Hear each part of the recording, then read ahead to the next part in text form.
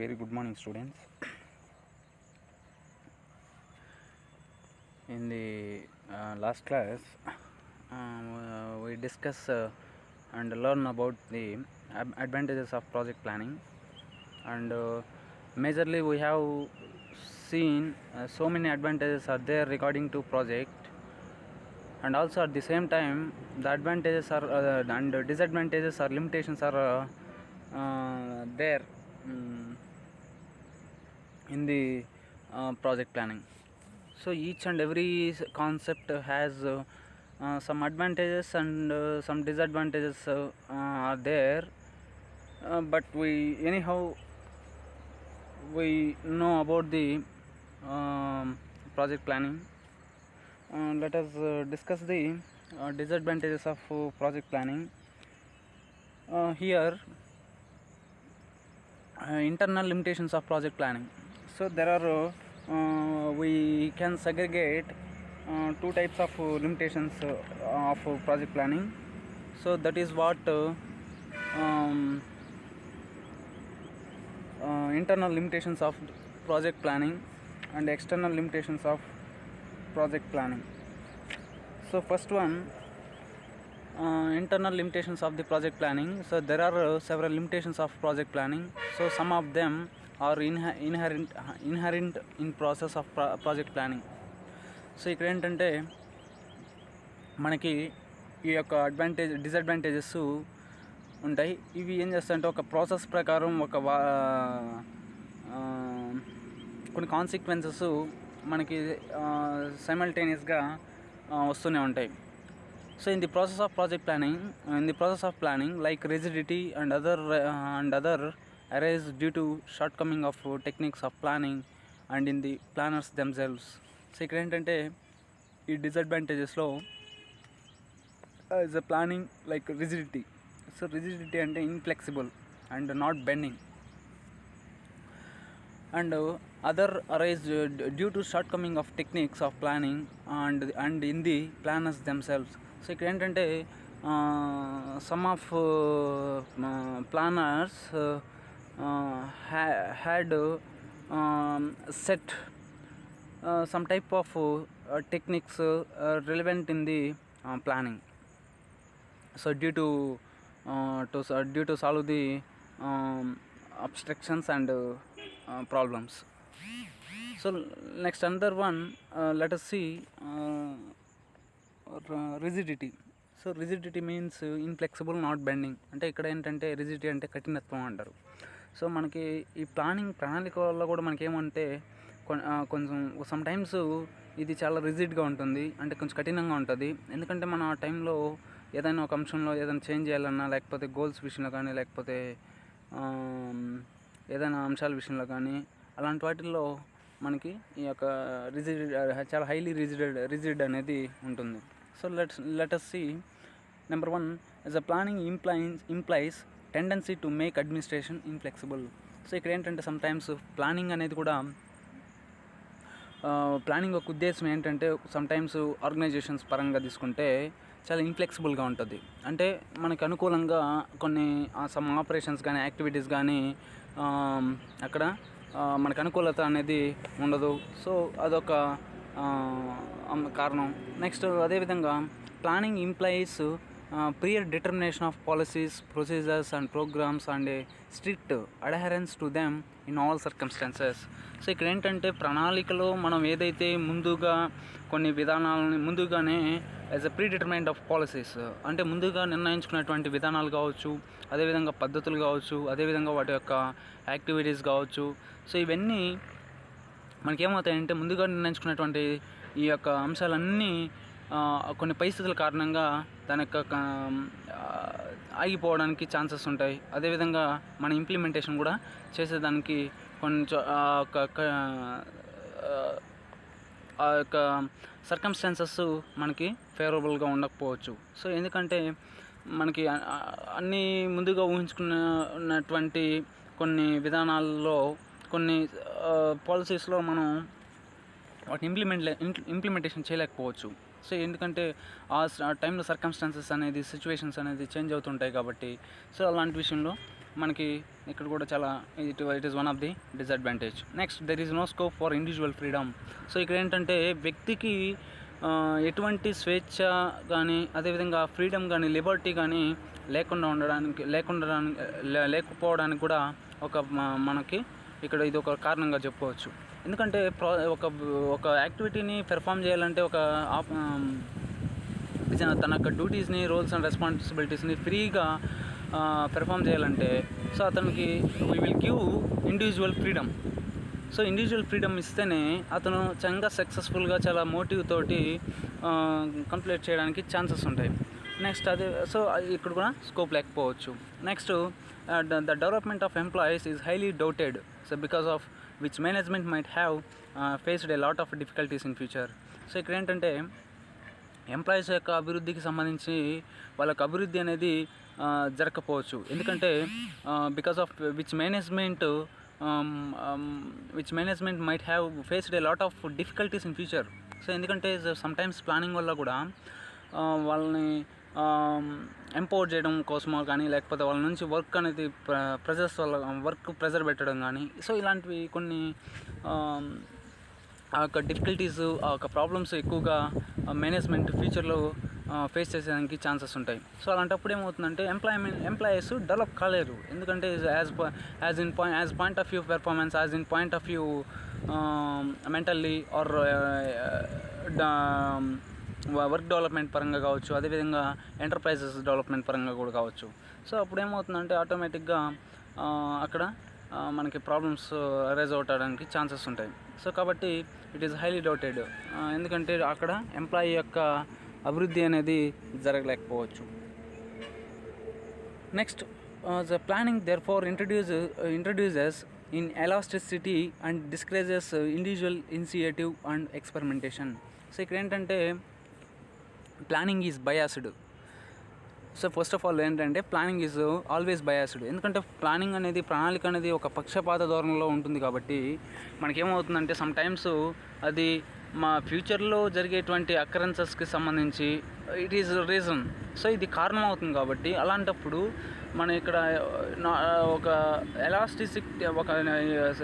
Balanced వేలో planning లేకుండా ఎలా ఉంటుందంటే ఒక ఎలాస్టిక్ వేలో ఉంటుంది కాబట్టి సో అలాంటప్పుడు ఏమవుతుందంటే ఇండివిజువల్స్ ఎవరైనా ఎందుకంటే they will come to give such decisions or plans or anything etcetera.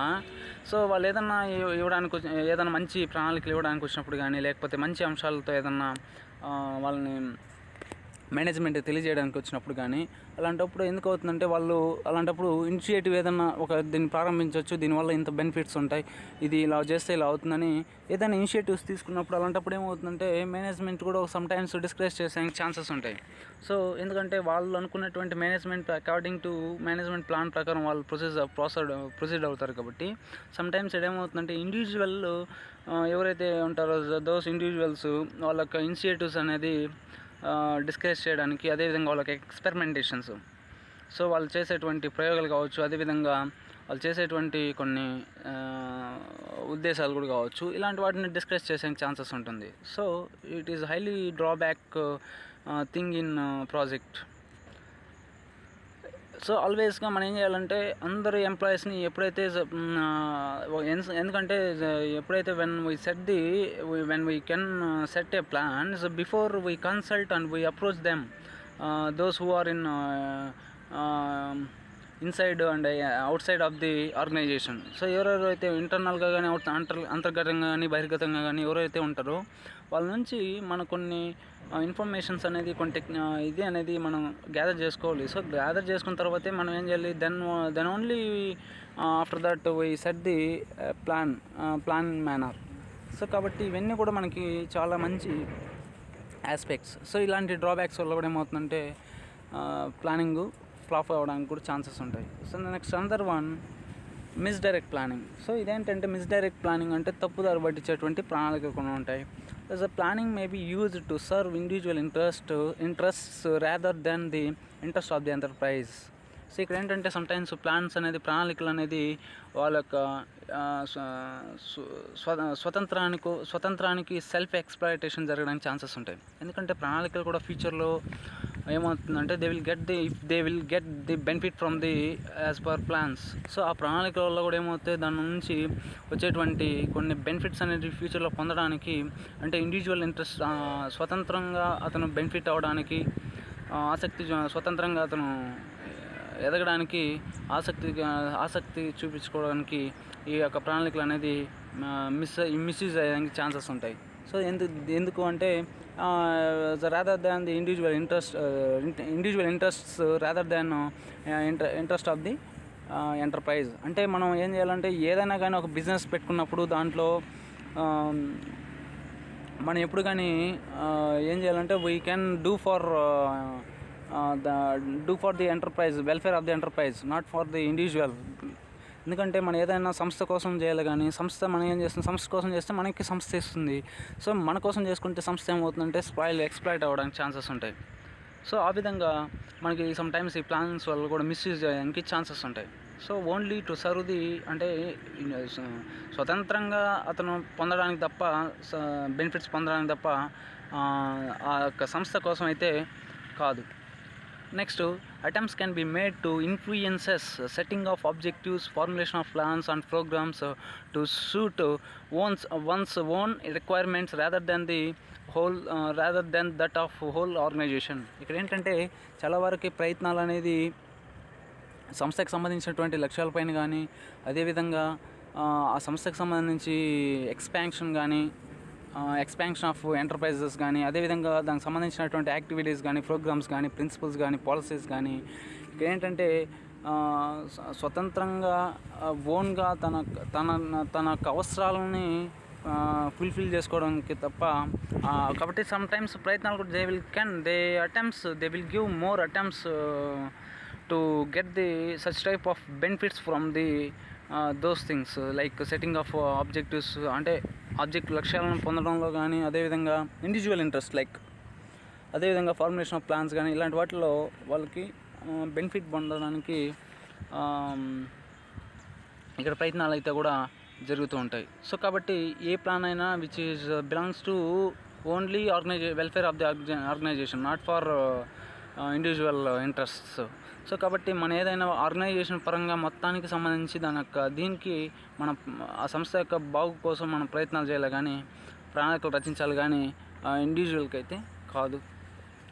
కాబట్టి next, another one as a machinery of planning can never be free of biased. So ఇక్కడ ఏంటంటే ప్రణాళికల యొక్క యంత్రాలు అనేటివి ఎప్పుడు పక్షపాత ధోరణిని అవలంబిస్తాయి, కానీ సో ఇక్కడ ఒక పక్షపాత ధోరణి అనేది మాత్రమే అవలంబించడానికి ఛాన్సెస్ ఉంది. So every planner has his own dislikes, preferences, attitudes and interests which is reflected in planning.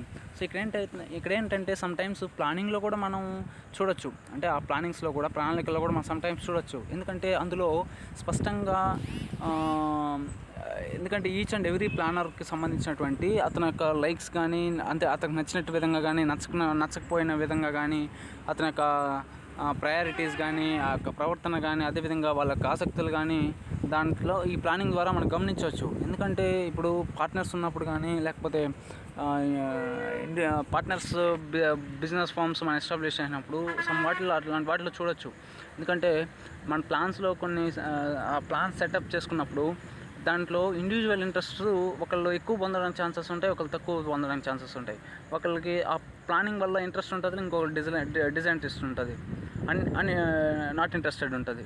Next అదేవిధంగా ప్రిఫరెన్సెస్ ఉంటాయి, ప్రిఫరెన్సెస్ లేకుండా పోవచ్చు. నెక్స్ట్ అదేవిధంగా యాటిట్యూడ్స్లో బిహేవియర్స్ చేంజ్ వస్తుంటాయి, అదేవిధంగా ఇంట్రెస్ట్స్లో. సో కాబట్టి ఇవన్నీ మన ప్లానింగ్లో మనం ప్రతిబింబిస్తుంది, ఆ ప్లానింగ్లో మనం చూడొచ్చు. సో ఇలాంటివి ఎప్పుడైనా చాలా డేంజరస్ ఇవి. సో దీనివల్ల ఏమవుతుందంటే టోటల్గా కొలాప్స్ అవ్వడానికి ఛాన్సెస్ ఉంటుంది. Next, probability planning.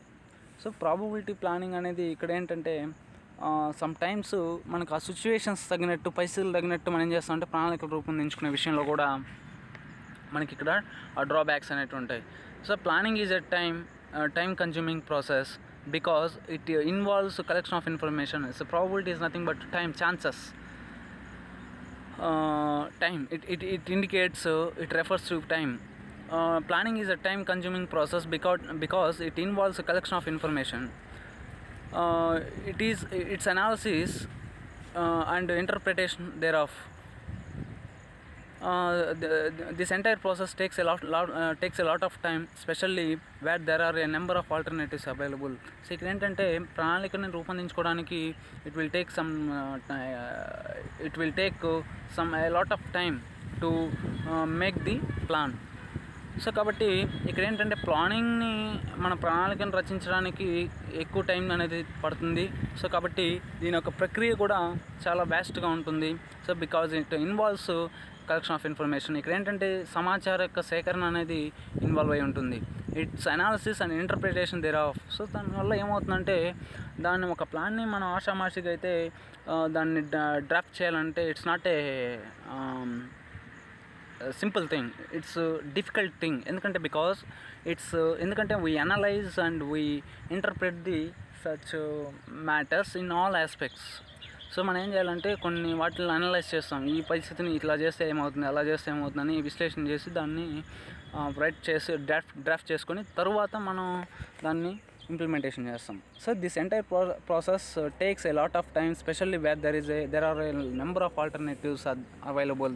సో ఇక్కడ ఇప్పుడు ఆల్టర్నేటివ్స్ ఉన్నప్పుడు వివిధ రకాల డిఫరెంట్ మనకి కొన్ని సబ్స్టిట్యూట్స్ ఉన్నప్పుడు ఏమవుతుందంటే వేరే ప్రత్యామ్నాయాలు ఉన్నప్పుడు ఏమవుతుందంటే మనకి ఏది విచ్ ఈజ్ నాట్ బెస్ట్ అనేది మనకి తెలియదు. కాబట్టి ఈ ప్రాసెస్లో ఉన్నప్పుడు ఆటోమేటిక్గా మనకి ఎక్కువ టైం తీసుకోవడానికి ఛాన్సెస్ ఉంటాయి. So next another one, last one is therefore as the planning is not suitable during the emergencies of crisis when quick decisions are required. So ఎందుకంటే ప్లానింగ్ అనేది therefore planning is not suitable. ఎందుకంటే sometimes ప్రణాళిక అనేది కూడా మనకి suitable కాలేకపోవచ్చు. ఎలాంటి పరిస్థితులు అంటే during the emergencies of crisis. Emergencies అంటే ఇప్పుడు లైక్ ఏదైనా మనకి లాకౌట్స్ కానీ స్ట్రైక్స్ కానీ, అదేవిధంగా సడన్గా దానికి బ్రేక్ అయిపోవడం కానీ, ఫోమ్ యాక్టివిటీస్ కానీ, ఆపరేషన్స్ బ్రేక్ అవ్వడం కానీ, లేకపోతే ఎంప్లాయీస్ మధ్య క్లాషెస్ రావడం కానీ, కమ్యూనికేషన్ గ్యాప్స్. సో ఇలాంటివి మనం అదేవిధంగా internal factors and external factors ఎక్కువగా ఉన్నప్పుడు మనకి ఇది ప్లానింగ్ అంత సూటబుల్ కాకపోవచ్చు. ఎందుకంటే because option is there to take decisions in immediate time, in quick time. So మనం ఇమీడియట్గా డెసిషన్స్ తీసుకోవాల్సినటువంటి టైంలో ప్రణాళిక అనేది మనకి అక్కడ సూటబుల్ అయితే కాదు. సో మనకు అక్కడ కరెక్ట్ కాదు. కాబట్టి ఎందుకంటే ఆ సిచ్యువేషన్స్లో మనం ఎలా ఏం చేయాలనేది దానిపైన ఫోకస్ ఉంటుంది, కానీ ప్రణాళికలు వేస్తూ అయితే మనం కూర్చోలేము. సో కాబట్టి this is the internal limitations and external limitation. It is internal limitations are given in the project planning.